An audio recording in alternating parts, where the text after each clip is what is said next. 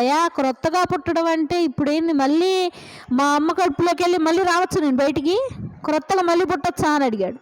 ఏమడిగాడు?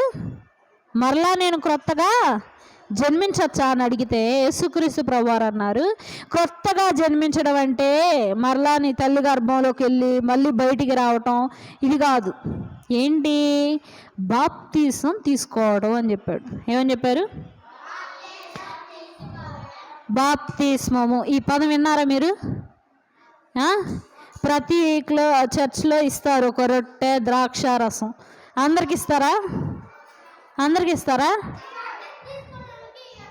Very good. ఎవరికి ఇవ్వరు? Baptism తీసుకొని వాళ్ళకి అది ఇవ్వరు. ఎందుకు తీసుకోకూడదు మనం?